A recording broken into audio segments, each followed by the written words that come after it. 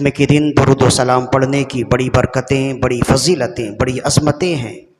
قبل اس کے کہ گفتگو کا آغاز کیا جائے، ایک مرتبہ بلند آواز سے اپنے آقا و مولا صلی اللہ علیہ وآلہ وسلم کی بارگاہ میں درود و سلام کے نذرانے پیش کیجیے۔ اللہم صلی علی سیدنا و مولانا محمد طب القلوب و دوائہا و عافیت الابدان و شفائہا و نور الابصار و ضیائہا و روح الارواح و غذائہا وعلی آلہ و اصحابہ و بارک وسلم۔ سنہ ہجری 1448 محرم الحرام کی آج 3 تاریخ ہے اور اس سال کے پہلے مہینے کا پہلا جمعہ ہے۔ سب سے پہلے تو یہ دعا کیجئے کہ اللہ رب العزت اپنے فضل و کرم سے اور اپنے پسندیدہ لوگوں کے طفیل یہ پورا سال ہمارے لیے امن و سلامتی والا بنائے، خیر و عافیت والا بنائے، صحت و تندرستی والا بنائے۔ ان نیک ایام کے تصدق سے اللہ رب العزت پورے سال ہمیں ہر طرح کی آزمائشوں سے، بدامنیوں سے، حادثات سے، دکھ سے، تکلیف سے، رنج و الم سے محفوظ و مامون فرمائے۔ محرم الحرام کا مہینہ، اس مہینے کی 1 تاریخ اسلام کے دوسرے خلیفہ حضرت سیدنا عمر بن خطاب المعروف فاروق اعظم رضی اللہ عنہ کی یوم شہادت ہے، اور اسی طرح اس مہینے کی 10 تاریخ سید الشہداء امام حسین اور آپ کے جملہ رفقا جو میدان کربلا میں موجود تھے ان تمام کی شہادت ہے۔ امام حسین رضی اللہ عنہ کی شہادت اور واقعہ کربلا تاریخ انسانی کا سب سے ہولناک اور دکھ دینے والا واقعہ ہے۔ امام حسین رضی اللہ عنہ اور آپ کے جملہ رفقا کی مظلومانہ شہادت جب انسان پڑھتا ہے، سنتا ہے تو قوت ایمانی میں بھی اضافہ ہوتا ہے، اور وہ یہ سوچنے پر مجبور ہو جاتا ہے کہ جب انسان دنیا داری میں آئے تو اس کے اندر کا جانور کیسے باہر ظاہر ہو جاتا ہے، اور پھر وہ انسان نما جانور کس قدر تباہی مچاتا ہے جس کا اندازہ نہیں کیا جا سکتا۔ تو واقعہ کربلا انشاءاللہ ہم اگلی نشستوں میں بیان کریں گے۔ آج گفتگو کا عنوان ہے حضرت امام حسین رضی اللہ عنہ کی چند خصوصیات۔ کوئی شخص کسی کی عقیدت کسی کے دل میں اس وقت زیادہ ہوتی ہے جب وہ ان کی خصوصیات کو پہچانتا ہے۔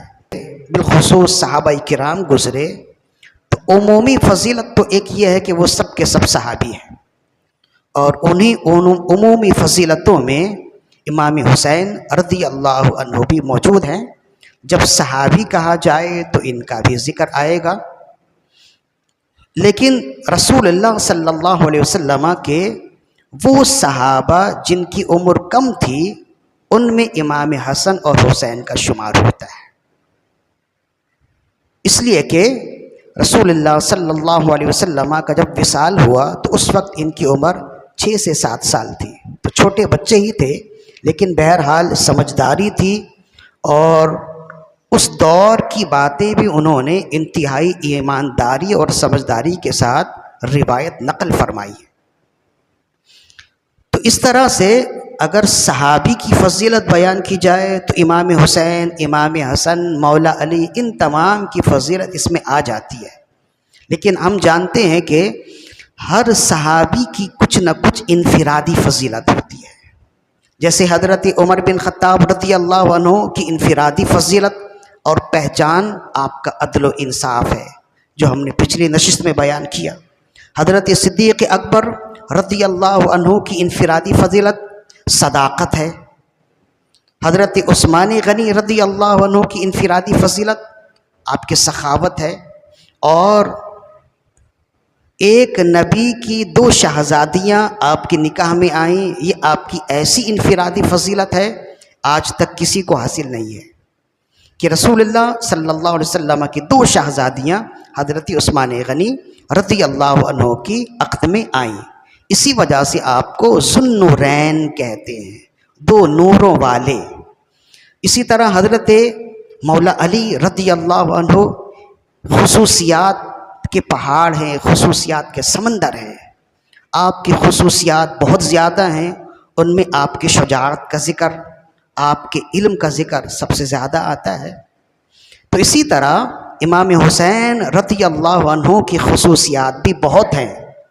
ان خصوصیات میں اگر یہ کہا جائے کہ سب سے بڑی فضیلت آپ کی کیا ہے، تو یہ کہا جائے گا کہ آپ کی سب سے بڑی فضیلت یہ ہے کہ رسول اللہ صلی اللہ علیہ وسلم نے آپ کو اپنا نواسا نہیں کہا، آپ کو اپنا بیٹا کہا۔ یہ آپ کی سب سے بڑی فضیلت ہے، اس لیے کہ کسی کا اللہ کے رسول صلی اللہ علیہ وسلم سے قرب یہ دنیا و آخرت کی سب سے بڑی فضیلت ہے۔ اسے یوں سمجھ جائیے کہ ہم نمازی بھی ہیں، حاجی بھی ہیں، ان تمام فضیلتوں کے باوجود ہماری سب سے بڑی فضیلت یہ ہے کہ ہم رسول اللہ کی امت ہیں۔ یہ ہماری سب سے بڑی فضیلت ہے، صحابہ کی سب سے بڑی فضیلت ہے، اہل بیت کی سب سے بڑی فضیلت ہے۔ تو جیسے ہماری سب سے بڑی فضیلت رسول اللہ کا امتی ہونا ہے، ایسے ہی امام حسنین کریمین کی سب سے بڑی فضیلت رسول اللہ کا بیٹا ہونا ہے۔ ویسے تو محبت کے طور پر تو دادا اور نانا اپنے پوتے کو یا اپنے نواسوں کو بیٹا کہہ دیتے ہیں، عام طور پر بھی ایسا ہی ہوتا ہے، لیکن رسول اللہ صلی اللہ علیہ وآلہ وسلم کا امام حسین کو اور امام حسن کو اپنا بیٹا کہنا فقط محبت کی حد تک نہیں، حقیقی معنوں میں وہ آپ کے بیٹے، جیسے کہ حدیث میں آیا، آپ نے فرمایا ہازانی ابنایا، یہ دونوں میرے بیٹے ہیں۔ تو اللہ کے رسول صلی اللہ علیہ وسلم کا ان دونوں کو، حسنین کریمین کو اپنا بیٹا کہنا، یہ آپ کی سب سے بڑی فضیلت کہہ لیجئے یا آپ کی بہت بڑی فضیلت کہہ لیجئے۔ اب اسے یوں سمجھیے کہ بعض لوگوں نے اس کا انکار بھی کیا، لیکن اہل محبت اور اہل تحقیق نے اسے ثابت رکھا۔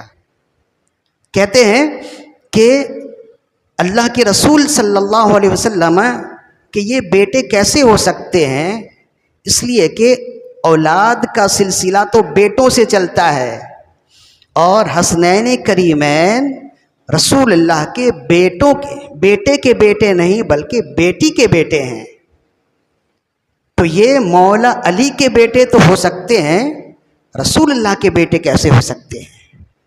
اس پر ہر زمانے میں گفتگو ہوئی، معترضین گفتگو کرتے رہے، لیکن اہل محبت اور اہل تحقیق نے اسے ثابت رکھا اور کہا کہ جو رب بیٹے سے نسل چلا سکتا ہے وہ رب بیٹی سے بھی نسل چلا سکتا ہے، اور یہ اللہ کے رسول صلی اللہ علیہ وسلم کی خصوصیات ہیں۔ اور جیسے رسول اللہ صلی اللہ علیہ وسلم کی صدہا خصوصیات ہیں، ایسے ہی آپ کی یہ خصوصیت ہے کہ ہر شخص کا نسب، ہر شخص کی نسل اس کے بیٹے سے چلتی ہے، اور رسول اللہ صلی اللہ علیہ وسلم کی نسل آپ کی بیٹی سے چلی ہے۔ یہ آپ کی خصوصیات میں سے ہیں۔ چنانچہ امام رازی نے تفسیر کبیر میں لکھا کہ حجاج بن یوسف یہ بڑا ظالم اور جابر بادشاہ گزرا ہے، اور ہزاروں مسلمانوں کو، بے جرم مسلمانوں کو، مظلوم مسلمانوں کو اپنے ہاتھ سے قتل کرنے والا، شہید کرنے والا حجاج بن یوسف۔ بلکہ علماء نے لکھا کہ جب قیامت کے دن ظالموں کو اٹھایا جائے گا تو حجاج بن یوسف کو سب سے پہلے اٹھایا جائے گا اس امت میں، اتنا بڑا ظالم و جابر تھا۔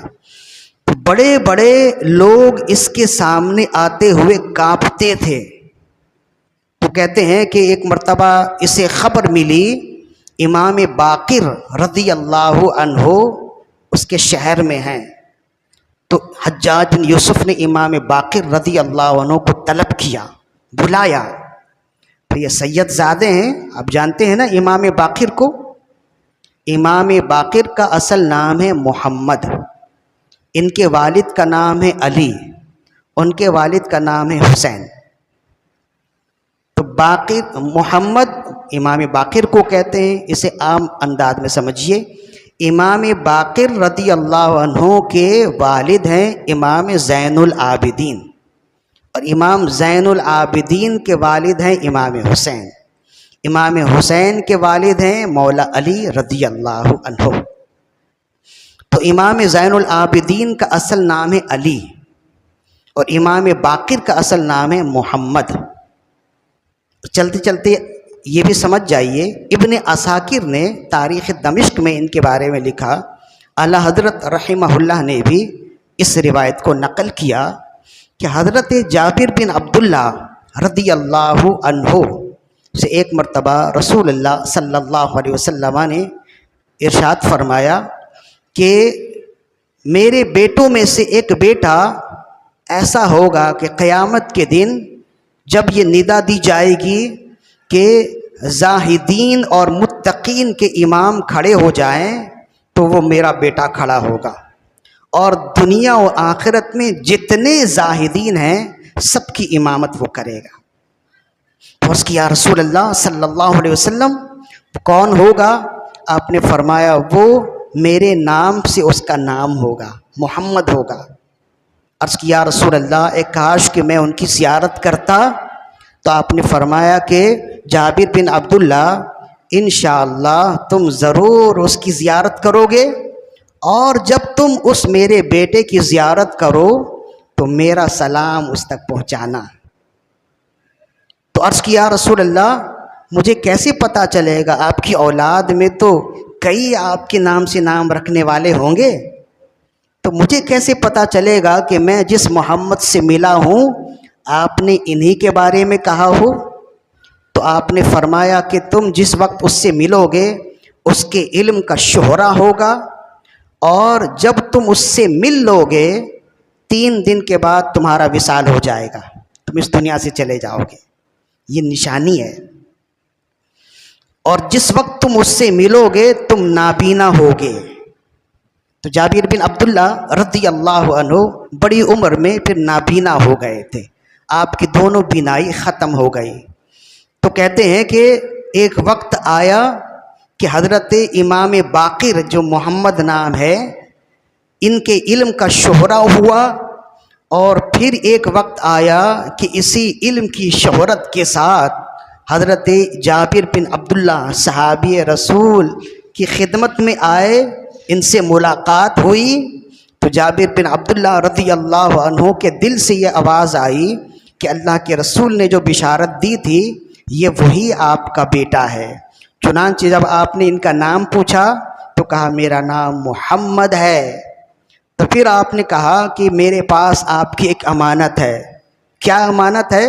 فرمایا رسول اللہ صلی اللہ علیہ وسلم نے میرے ذریعے سے آپ کو سلام بھیجا ہے، اور فرمایا آپ کے لیے ایک بشارت بھی ہے کہ رسول اللہ صلی اللہ علیہ وآلہ وسلم نے ارشاد فرمایا کہ قیامت کے دن میرا وہ بیٹا سید المتقین ہوگا، امام المتقین ہوگا، پرہیزگاروں متقین کا سردار ہوگا، اور انہوں نے آپ کا ہی، اللہ کے رسول صلی اللہ علیہ وسلم نے آپ کا ہی نام لیا تھا۔ تو پھر امام باقر رضی اللہ عنہ نے فرمایا کہ ہو سکتا ہے کہ میرے علاوہ کوئی ہو؟ تو فرمایا اگر میں اس بشارت کے بعد 3 دن سے زیادہ زندہ رہوں تو آپ سمجھ جائیے کہ یہ بشارت کسی اور کے لیے ہے، اور اگر 3 دن کے اندر میرا وصال ہو جائے تو آپ سمجھ جائیں کہ یہ بشارت بھی آئی نہیں، اللہ کے رسول نے آپ کو دی تھی۔ تو کہتے ہیں ابھی 3را دن پورا بھی نہیں ہوا تھا، حضرت جابر بن عبداللہ رضی اللہ عنہ کا وصال ہو گیا۔ تو اس میں اللہ کے رسول صلی اللہ علیہ وسلم کی غیب کی خبر بھی ہے، آپ کا معجزہ بھی ہے، اور حضرت امام باقر رضی اللہ عنہ کی علمی وقار کا بھی ذکر ہے اور آپ کی علمی عروج کا بھی ذکر ہے۔ تو یہی ہے امام باقر جو سادات کے امام میں سے، اہل سنت کے امام میں سے ہیں۔ تو کہتے ہیں کہ اتنا بڑا مقام و مرتبہ ہے، حجاج بن یوسف نے جب سنا کہ میرے شہر میں وہ آئے ہوئے ہیں تو بلایا، اور یہ جو حکمران ہوئے نا اس دور کے، انہوں نے اہل بیت کو بڑا تنگ کیا، اور اکثر اہل بیت کے ائمہ انہی کے مظالم کی وجہ سے شہید کیے گئے۔ تو یہ بھی انہی میں سے تھا۔ امام باقر رضی اللہ عنہ جب آپ آئے دربار میں تو کہتے ہیں سب کے سب کھڑے ہو گئے ان کے وقار میں، ان کی تعظیم میں۔ حجاج بن یوسف تو بیٹھا ہی رہا، وہ تو اپنے کر و فر میں تھا۔ تو حجاج بن یوسف نے ان سے پوچھا کہ آپ کون ہیں؟ تو کہا کہ میں رسول اللہ کا بیٹا ہوں، اس لیے کہ اللہ کے رسول نے حسن و حسین کو اپنا بیٹا کہا، اور پھر حسین سے زین العابدین ہے اور زین العابدین سے میں ہوں، تو میں اللہ کے رسول کا بیٹا ہوں۔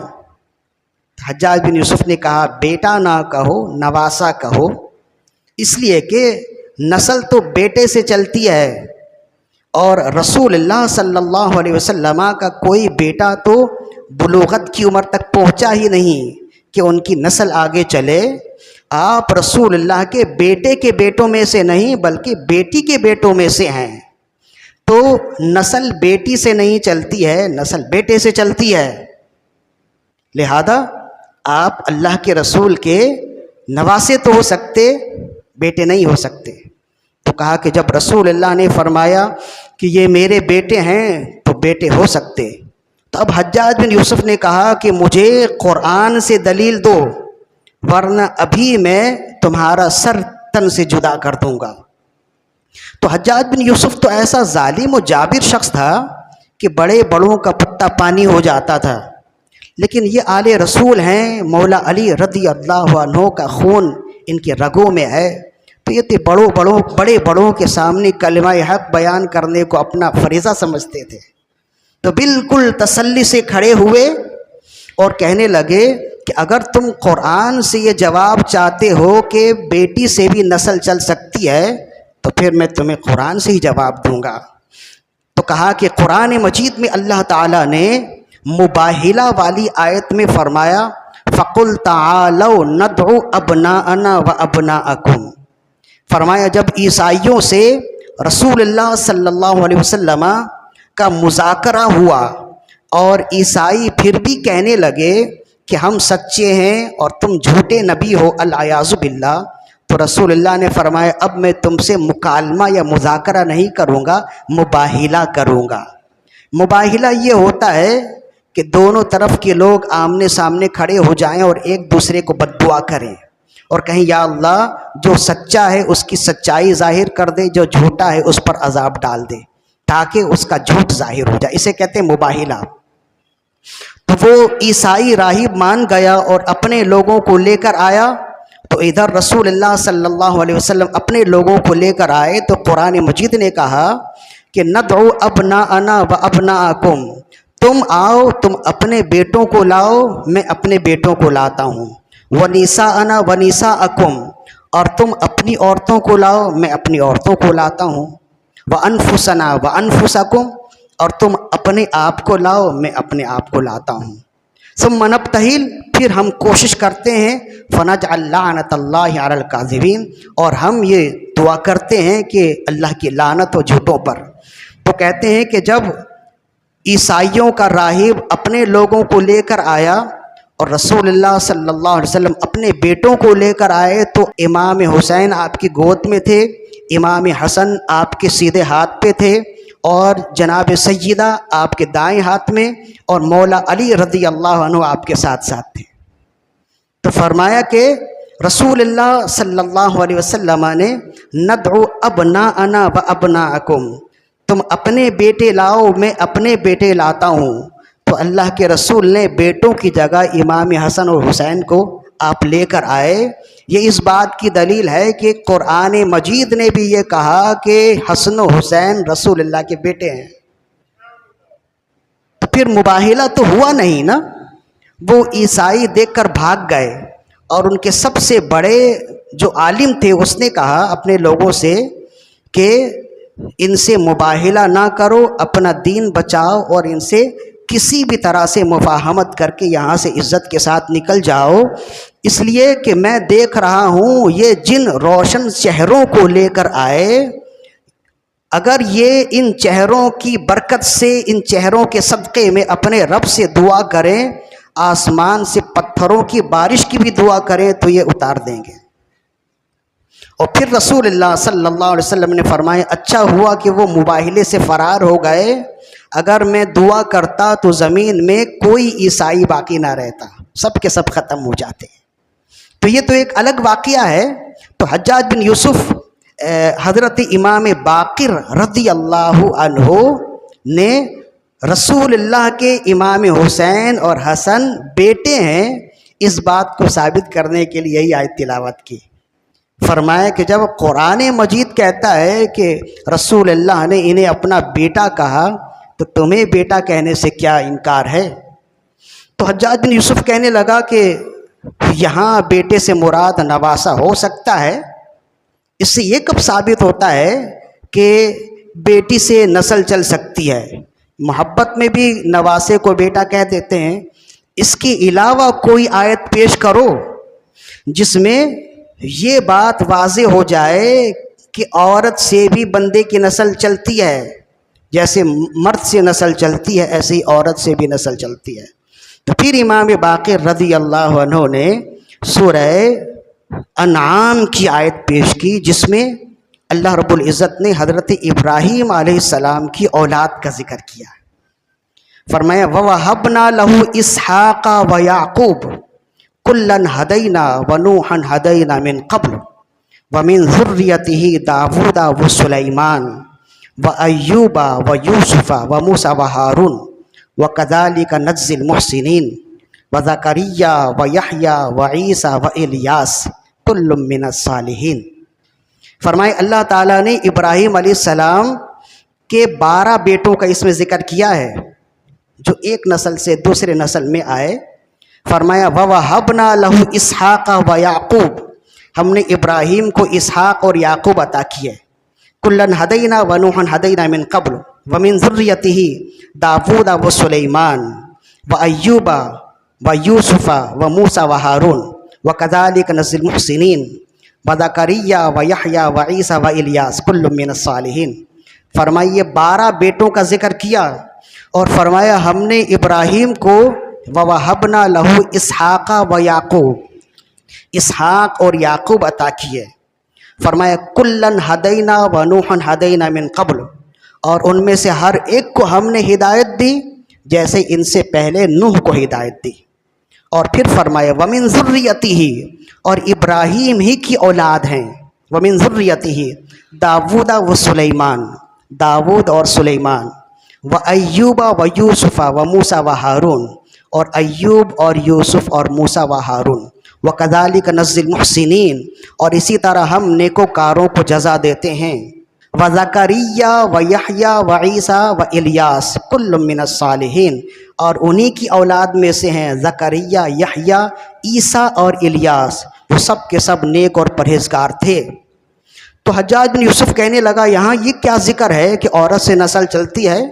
تو حضرت امام باقر نے فرمایا تمام انبیاء کا تو ذکر ہے لیکن ساتھ ساتھ حضرت ابراہیم کی اولاد میں حضرت عیسیٰ کا بھی ذکر ہے۔ بتاؤ عیسیٰ کا باپ حضرت عیسیٰ علیہ السلام کے والد تھے؟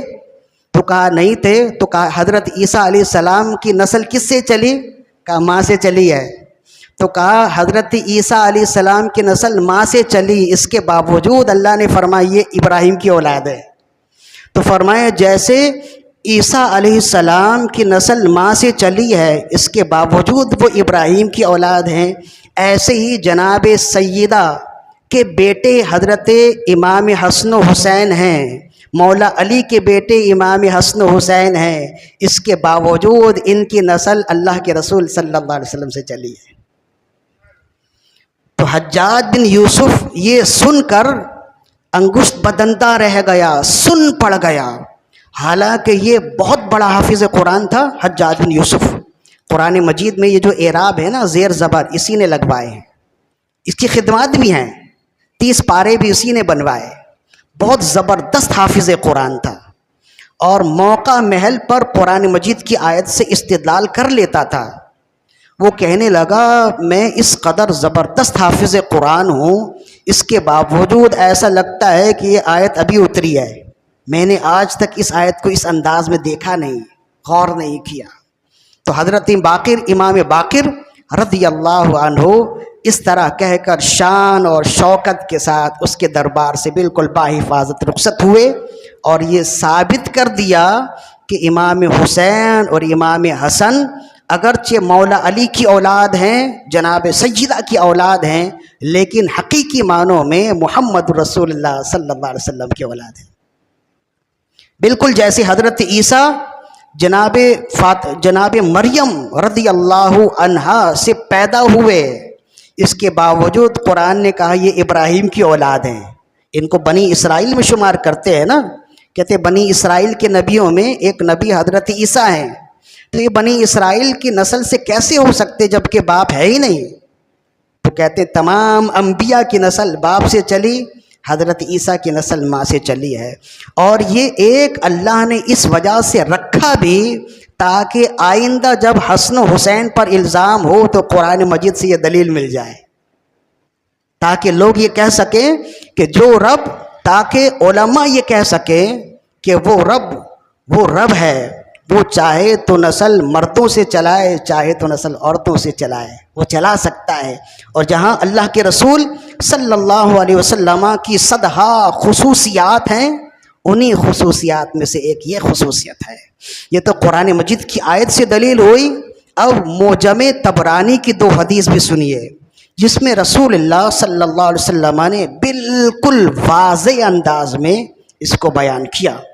پہلی حدیث حضرت عمر بن خطاب رضی اللہ عنہ سے ہے، اس لیے کہ محرم الحرام میں ہماری کوئی نشست صحابہ کرام کے ذکر سے خالی نہیں ہوگی. تو یہاں فضیلت اہل بیت کی ہے اور روایت حضرت عمر بن خطاب رضی اللہ عنہ کی ہے. موجم کبیر کی روایت. قال رسول اللہ صلی اللہ علیہ وسلم، رسول اللہ صلی اللہ علیہ وآلہ وسلم نے ارشاد فرمایا کلو سبب و نسب منقطع یوم القیامہ الا سببی و نسبی. فرمایا ہر سبب اور ہر نسبت قیامت کے دن ختم ہو جائے گا سوائے میری نسبت کے، میرے سبب کے.